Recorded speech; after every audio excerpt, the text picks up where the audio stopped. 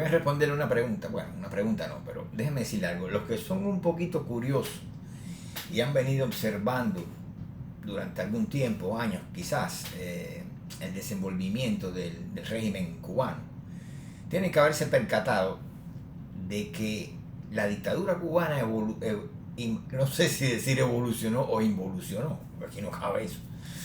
Pero bueno, se movió desde una postura eh, en la cual fue completamente enérgica e incluso fue destructiva, incluso contra las personas que sencillamente no se vinculaban a la política. Los que tienen un poco de más edad recordarán que en Cuba era muy difícil vivir si uno no se vinculaba a la política, ¿okay? Si uno sencillamente le resbalaba el asunto de la política, si no tenía interés por la política, pues era blanco de toda la represión del gobierno y de las autoridades. Esto se dice muy fácil, pero ¿cómo se vio durante muchos años? Pues sencillamente, cuando triunfó la revolución, la gran mayoría de las personas, se puede decir, la gran mayoría, pues se reconocía a sí misma como revolucionario o como revolucionaria. Y entonces durante un tiempo todo el mundo decía de sí mismo que era un revolucionario. Y la palabra revolucionario esa sonaba hasta el asco. Sonaba, hay revolucionario para acá, hay revolución para allá, revolución para aquí, revolucionario. Yo era bien chiquito y yo oía eso y a mi modo me daba cuenta de que todo el mundo era revolucionario allí y había que ser revolucionario y la gente muy contenta con ser revolucionario para aquí, para allá. Y llegaban a situaciones tan ridículas como decían, yo soy un revolucionario, eso te ponía por encima de los demás. Entonces con el tiempo ese criterio de revolucionario fue cambiando un poco, porque entonces ya había cuenta que la mayoría era revolucionaria, pues había que destacarse entre ellos. Y entonces aparecieron los revolucionarios más preparaditos. ¿Cuáles eran aquellos? Los que andaban con el capital debajo del brazo, ¿verdad? Debajo del sobaco con el capital. Y entonces ya no eran solamente revolucionarios, sino que eran también marxistas. Entonces estos marxistas empezaron a ser como los iluminados dentro de los revolucionarios. Obviamente este tipo de personas estaba completamente vinculado a la política. La política es una cosa abstracta, ¿no? ¿Cuál era la política? La política del gobierno, de la dictadura, la política de la revolución. Eso era la política. Yo estoy explicando también, tengan en cuenta por qué el cubano rechaza de manera visceral la política, como lo hice yo estando en Cuba. ¿Entienden? Todos los cubanos, no todos, pero los cubanos que estábamos o que están todavía, supongo yo hace ya tiempo que salí de Cuba, pero los que estábamos allí, cuando yo estaba en Cuba todavía, yo tenía la sensación, casi la certeza de que el 70% de la población cubana estaba en contra de esa dictadura, de la revolución y de Fidel y toda la pila de basura esa. Entonces yo tenía esa certeza. Pero, ¿qué pasa con esto? Que la inmensa mayoría de las personas en un principio, pues sí, se autopercibía revolucionaria y qué sé yo, y después fueron marxistas y demás, y muy vinculadas al tema de la política, ¿verdad? Muy vinculadas al tema de la política. Poco a poco eso fue, ese por ciento de personas se fue perdiendo, ¿no? La revolución o los dirigentes revolucionarios fueron perdiendo todo ese apoyo, ¿no? Por eso les decía que el 70% cuando yo salí de ahí, ahora debe ser mucho más. Bueno, según mi intuición, ¿no? Ya no le interesa eso. Entonces, ¿por qué le digo el 70%? Porque ese 70% rechaza la política. ¿Entienden? La rechaza visceralmente. Todo el que vive en Cuba que no es revolucionario rechaza la política. ¿Por qué? Porque el gobierno se encargó de identificar la política con la revolución, con la política del Estado. Cuando en Cuba, cuando se piensa en la política, se piensa en el régimen, se piensa en el partido, en toda la basofia esa que habla el partido, súper aburridísima, que no le interesa a nadie. Entonces, esa es la política. Cuando se habla de política en Cuba, se piensa en el noticiero. Obviamente, todo el mundo rechaza eso. Pero el error está en decir que la política no la necesita o que la política no sirve, etc. Ya eso es un error. ¿Entiendes? Porque no, la política no es la revolución cubana, ni es la política la revolución cubana, ni es el noticiero nacional de televisión, ni los lineamientos del partido, ni toda la pila de basura esa. Eso no es la política. Eso es lo que le meten al cubano en la cabeza de que es la política. Y naturalmente lo tiene que rechazar. Pero es un error, ¿ok? Es un error. Yo hice un artículo hace mucho tiempo que lo publiqué aquí en Cubanet, que el artículo se titula así: yo sí me meto en política. ¿Por qué es un error llegar a pensar que no, la política no sirve, yo no me meto en política? No. Usted vive en Cuba, vive aislado del mundo. Cuando usted vive en el mundo real, usted se da cuenta de lo importante que es la política y tiene que tomar una postura. Porque entonces vienen los errores. Uno de los más grandes, lo que estamos viendo ahora aquí, con todo este rollo de la guerra de Ucrania, que debería hablar de eso, pero no voy a dejarlo para después porque hay que tener más elementos. Entonces, señores, hay que tenerlo bien presente. Los Estados Unidos no son los demócratas. Entonces, la política demócrata se identifica con los Estados Unidos, entonces ahí viene el mareo, todo el mundo se marea. El cubano que está, sobre todo, que está en la isla para el cual yo le dedico estos vídeos, se marean porque identifican los Estados Unidos con una política determinada, con una posición política. ¿Me entiendes? Con un partido. Error, eso no es la política. Y no la pueden identificar porque entonces tienen una visión errada de lo que son los Estados Unidos. ¿Se dan cuenta? Porque no es así, las cosas no son así. Y los americanos pueden unirse en un caso extremo, pero generalmente están divididos en demócratas y republicanos. ¿Se dan cuenta? Y esa es la esencia de los Estados Unidos. Esas dos vertientes, que es lo que hay que entender aquí. Y por lo tanto hay que meterse en el rollo del partidismo ese y entenderlo bien y participar de la sociedad y de la política. Empezando porque usted aquí es el que vota por el presidente.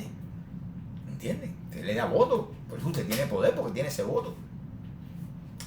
Y además por la concepción que hay de que los políticos son gente que debe servirle, son los servidores de ustedes, deben trabajar para usted, para servirle, porque usted es el que le paga. No es como en Cuba, que ellos se creen que son dueños de todo por herencia, porque han heredado un país entero, y todo lo demás pasar hambre, y ellos tienen la facultad esa, el derecho, que no sé quién se lo dio, de vivir mejor que nadie y mandar allí y hacer lo que le da la gana. No, las cosas no son, en el mundo real las cosas no son así. En el mundo real usted tiene un voto, hay democracia, y eso es muy importante porque ese voto es el que le da el poder. Los presidentes se desviven para atraerlo a usted como una figura individual, ¿entiende? Para que usted le dé el voto, su voto, y para que usted pase para su partido. Pero ustedes no tienen idea de la cantidad de cosas que pueden hacer para servirle a un individuo. Lo mismo te invitan a un almuerzo, aunque seas presidente o estés aspirando para la presidencia, te invitan a un almuerzo, bueno, que te pagan el avión, lo que sea. Ustedes no tienen idea de las cosas como son aquí. Para que sea la fuerza que tiene un individuo. Pero, ojo, Estados Unidos no son los demócratas. Cuando usted vea cosas que están haciendo los demócratas, no crea que esos son los Estados Unidos. Esto mismo que está pasando ahora en Ucrania, esos no son los Estados Unidos. Ese es Joe Biden. Él es el que está manejando la cosa y la está manejando mal desde el principio. Como manejó mal lo de Afganistán. Eso no son los Estados Unidos, es una política errática del presidente de turno. ¿Entiendes? Pero no pueden confundir los Estados Unidos con eso, porque los Estados Unidos no aprueban eso. Ese es el apoyo de su partido. Esas son las decisiones de él y de su partido, que tienen mayoría en la Cámara, mayoría en el Senado, mayoría en todos lados, en el Congreso. Y entonces, eso no quiere decir que eso sean los Estados Unidos, ni que los Estados Unidos piensen así. Generalmente la otra mitad de los Estados Unidos piensa lo contrario, porque es el partido opositor, ¿verdad?, que no está en el poder, etc. Bueno, el asunto es que Cuba, el cubano desarrolló esa hostilidad hacia la política, de no interesarle, y eso es digamos, en una época que yo les voy a señalar ahora, pero que vino mucho después de aquella postura que tenía el gobierno de de hostigar y perseguir e incluso castigar a las personas que no les interesaba la política. Había un ustedes verán al final porque les digo esto, había una clasificación que ellos tenían, un nombrecito que se buscaron para rotular y estigmatizar a las personas que le interesaba la política, porque que no te interese la política significa que tú no le haces caso a ellos, o sea, que te son indiferentes, y eso le duele enormemente. Entonces ya esa gente son potencialmente enemigos, como Fidel decía, son no revolucionarios, no son contra, pero de entrada ya son no revolucionarios, porque no están comprometidos con la política del gobierno y demás, ¿entienden? No le interesa, les resbala. Entonces, para esa gente se inventó al principio de la revolución un nombrecito que era el de apáticos. Con esto te excluían de todo.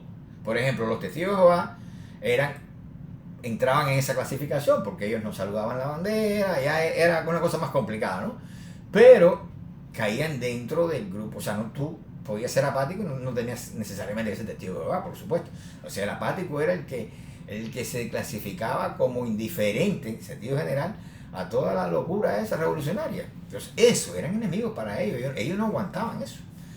Por lo tanto, las campañas para politizar a la gente, para que la gente se metiera en la política de la revolución, fueron feroces durante años.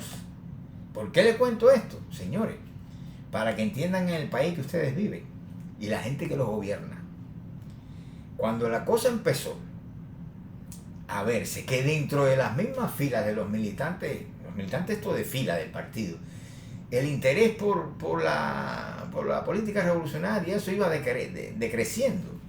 Y muchos militantes entregaban su carnet, o sencillamente te querían profesar por partido y tú decías, no, yo no quiero ser del partido, ni quiero ser de la juventud, ni nada de eso. ¿Entiendes? Cuando ellos se dieron cuenta de eso, empezaron a recoger cabo. Cuando se dieron cuenta también de que no se podían vender como un socialismo de Estado, ¿verdad? Puro y duro, que ustedes saben que los socialismos de Estado son tremendos, son sistemas totalitarios, el fascismo, el nazismo y el comunismo, familia, los tres. Entonces, cuando se dieron cuenta que no se podían vender así, ¿qué hicieron? Pues entonces empezaron a cambiar el pellejo, ¿verdad? A cambiar la piel. Empezaron a transmutarse y a defender valores de la izquierda internacional, y en esa empresa de querer lavar su imagen y tirarse un poco como para ese oxímoron que le llaman socialismo democrático, ¿no? Sin ese nombre, pero defendiendo esos valores. O sea, son los valores mismos de la izquierda internacional, que la gente cree que son los valores del mundo entero. No, tampoco es así. Ellos empezaron a identificarse con todo eso, con las minorías, la cosa, los derechos, ustedes saben, toda esa retórica que anda por ahí, como que se han inventado el mismo, la corrección política y toda esa mierda, que te la quieren vender como valores y como cosas que te las ponen por encima de la religión y por encima de Occidente y por encima de todo, y entonces te quieren meter todos estos temas inventados, posmodernos, para tapar los verdaderos valores occidentales. Pero bueno, eso es lo que manda en el mundo, eso es lo que se vende. Entonces dijeron, vamos a vendernos de esa forma. ¿Cómo lo hacen? Fíjense cómo terminaron. Sencillamente terminaron persiguiendo a los políticos. Ya no le interesan la gente que son políticas, o los politizadores incluso. Lo que le interesa son los apolíticos. Ahora el discurso es el discurso del diálogo, de que no politicen las cosas. Pero ven acá, usted metió preso y hasta mató gente, porque seguramente que lo hay. Pero acabó con medio país y metió gente presa, en campo de concentración y todo, porque había gente que eran apolíticas. Y usted estaba en contra de ese apoliticismo. No lo soportaba porque veía a la gente como un enemigo suyo, y de buena primera ahora resulta que el régimen de La Habana es el que más aboga por una posición apolítica y critica todo lo que se hace de estar politizando las cosas, vendiéndose como el sacrosanto respaldado con esos valores que comparte la izquierda internacional, ¿verdad? Ahí vean el vínculo con la oposición leal, con todas estas intenciones de socialdemocracia que hay en Cuba, con todos estos grupos que han mandado para afuera. ¿Por qué? Porque simplemente esa actitud nueva que ellos tienen, que aparentemente se contradice, les voy a explicar por qué no se contradice, es apariencia, solo en apariencia. Porque se contradicen porque entonces ahora resulta que los apolíticos son ellos y no los que ellos perseguían. Ahora está bien ser apolítico, miren qué cosa más grande, pero no es una contradicción, ahora les digo por qué. Y entonces resulta que ¿por qué lo hacen? Bueno, señores, porque eso está dirigido, como dije en un vídeo que subí hace como 2 meses o un poco más, está dirigido a destruir la derecha anticastrista. Eso es lo que le preocupa a ese régimen de La Habana, destruir la derecha anticastrista, porque esa es la que le hace daño, esa es la que le duele y esa es la que, según ellos, politiza las cosas. ¿Por qué? Porque ¿cuál es el remedio para eso? El diálogo, el debate, la comprensión, el inclusivismo o inclusividad, toda esa retórica, esa narrativa descarada y falsa, que lo que busca es sencillamente diluir la derecha anticastrista, aniquilarla, ¿verdad? Con ese discursito tan dulce y tan noble. Y siempre caen un montón de imbéciles que se van ahí, toda esta gente que tienen este pensamiento izquierdoso y socialdemócrata. Eso se van en el carrito. Ellos mismos lo están estimulando porque desde hace años aquí han sembrado toda la oposición leal. Toda la oposición leal aquí. En grupos, yo recuerdo las broncas que yo tenía con el grupo Café ese y con nosotros, que ya ni me acuerdo cómo se llamaba. Todo eso es oposición leal. ¿Y qué cosa es Junior? Es la misma cosa. La misión con la que Junior salió de Cuba fue justamente con destruir la derecha, los movimientos de derecha. ¿Destruirlo cómo? Diluyéndolo, tragándoselo. No, vengan, no discutimos, nos ponemos de acuerdo todos aquí. Claro, ahí te diluían. Si tú entrabas en ese juego, te diluían. Y si no entrabas, pues entonces te acusaban de radical, de extremista, de nazi y de toda cosa. Es lo mismo que hace la izquierda en los Estados Unidos. Exactamente lo mismo. Y así es como Cuba ha pasado, o sea, el régimen de La Habana ha pasado de perseguir a los apolíticos a ser el mismo ahora y promover a los apolíticos y acusar a los demás de politizar las cosas. Esos demás, ¿quiénes son? La derecha. ¿Entienden cómo es la cosa? Ahora, ¿por qué no hay contradicción? Muy simple, porque esto se ha hecho, señores. Y esta es la parte clave del asunto. Usted no puede ser oposición leal, porque eso no es oposición. Eso es lealtad, pero oposición no es. Y le voy a decir cuál es el truco. Y esto le explica por qué no hay contradicción. La historia de la revolución, señores. Desde el principio, Fidel Castro se reunió en el año 1961, bien temprana la revolución, con los intelectuales, con los más prestigiosos intelectuales cubanos, en la Biblioteca Nacional. Ahí, en esa reunión, él largó un discurso contradictorio, que no sirve para nada, que es un discurso de maestro de escuela, que yo he hablado de eso aquí. Yo tengo incluso las contradicciones marcadas ahí, una detrás de la otra. Él se dice, se contradice y demás, pero con ese discursito, como he dicho ya, de maestro de escuela, él convenció a todos los intelectuales, le cayó la boca, o los intimidó, lo que sea que sea. Pero en ese discurso es donde él pronunció ese principio que rige la revolución cubana, que es un principio fascista, donde dice, dentro de la revolución todo, contra la revolución nada, ningún derecho. Es literal, prácticamente es una apropiación del principio de Mussolini, de todo dentro del Estado, nada fuera del Estado, nada contra el Estado. ¿Entienden? Es el régimen cubano es exactamente un sistema totalitario. Lo que tiene de fascismo, porque todos los sistemas totalitarios, el nazi, el comunista de la línea soviética y ¿cuál es el otro que me falta? Y el italiano, el fascista, todos esos son totalitarios porque el Estado absorbe todas las instituciones, de una forma u otra. En el nazi también sucede. Los nazis mandaban todo y todo el mundo le tenía que responder, hasta el sector privado. que es donde menos la gente lo ve, pero ahí también existía eso. Entonces, por eso son totalitarios, ¿verdad? Y fascismo quiere decir eso, quiere decir el poder del Estado sobre el individuo. Y la magnificación del Estado y su ramificación en todas las esferas de la vida humana, en todas las cosas. O sea, todo el poder al Estado, no al individuo. El liberalismo le da el poder al individuo, es el principio del capitalismo. Los socialismos de Estado, el poder se lo dan al Estado y se lo quitan al individuo. Eso es el principio de los socialismos de Estado. ¿Cuáles son? Fascismo, nazismo y comunismo. Entonces, ¿qué pasa con eso? Que el principio que rige la Revolución Cubana, ese que Fidel Castro lo enunció en aquellas reuniones con los intelectuales de la Biblioteca Nacional del año 1961. Y cuando él dijo eso, pues eso se convirtió en principio rector. Todo es que se parece tanto al de Mussolini que a veces me confundo. Contra la revolución, ningún derecho, todo dentro de la revolución nada, en contra de la revolución nada, todo eso que dije ahorita lo dije bien.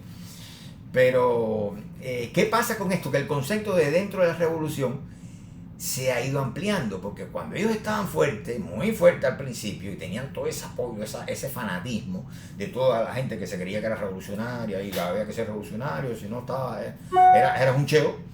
Entonces ellos ahí eran mucho más rigurosos, se sentían más seguros, pero empezaron el campo de la hostilidad, de todo lo que era hostil a la revolución, como actitudes que eran una estupidez, pero ellos se daban el lujo de considerarla no revolucionaria, cualquiera que fuera, pues todo eso empezó a asimilarse poco a poco. ¿Cómo se hacía? Para no contradecir el principio básico totalitario, prácticamente fascista, tomado de Mussolini, pues sencillamente se ha ido ampliando el concepto de dentro de la revolución, para que quepan más cosas. Una vez que tú lo metes ahí, tú no estás en contradicción con tu principio, porque es dentro de la revolución. Y las cosas son asimiladas, cosas que ayer fueron hostiles, hoy la revolución las asimila. No es que ella se esté abriendo, es que ella, para tú poder dialogar con ella, tú tienes que convertirte a sus principios, tú tienes que aceptar sus principios, sus normas y sus reglas y sus leyes. Eres un converso al final. ¿Entienden? Al final eres un converso. Por lo tanto, esa oposición puede ser que tenga mucho de leal, pero de oposición no tiene nada. Y ese es el peligro del diálogo. Nunca se va a hacer un diálogo con un hostil. ¿Y quién es el verdaderamente hostil? El verdaderamente anticastrista, el de la derecha. Y los de la izquierda, eso todo inspiración socialdemócrata, todo lo que son de la izquierda que andan dando vueltas, pero todos los dialogueros, al final van a tener que entrar por el lado del concepto dentro de la revolución, ese que va creciendo. Ellos van a tener que entrar ahí si quieren sentarse a negociar con ellos, si quieren sentarse a conversar, porque la inclusividad está dentro de ese concepto de dentro de la revolución. Dentro de la revolución, aunque parezca una tautología, ahí todo es inclusivo. Fuera de la revolución, contra la revolución, nada. Y el principio sigue igual que como fue enunciado aquellos días de abril de 1961. Lo que pasa es que es un ardid para engañar a los tontos. Pero ellos no, son inconsecuentes y no desdicen, en este caso, ¿no?, de su principio básico, que es ese principio que anunció Fidel Castro. ¿Okay? Entonces aquí se los dejo y bueno, pues solamente le quería explicar esto, que por qué ellos, y por qué usted tiene que tener en mente de que yo sí me meto en política, como dije en el artículo, porque la política no es lo que le dicen a usted en Cuba. Y a ellos le conviene que usted no se meta en política, o le convino durante mucho tiempo para que no estuviera hurgando ahí, protestando y dándose cuenta de sus contradicciones. Cuando le conviene que usted se meta en política, entonces ellos persiguen a los apolíticos. Cuando es al contrario, pues persiguen al bando contrario. Y entonces es así la cosa. ¿Me entiendes? Bueno, ahí se los dejo. Nos vemos en un próximo vídeo. Por favor, si pueden, me dan un like y comparten el vídeo y se suscriben al canal activando la campanita esa cuando toquen la foto. Gracias por escucharme, por tener la paciencia de escucharme y nos vemos en otro vídeo.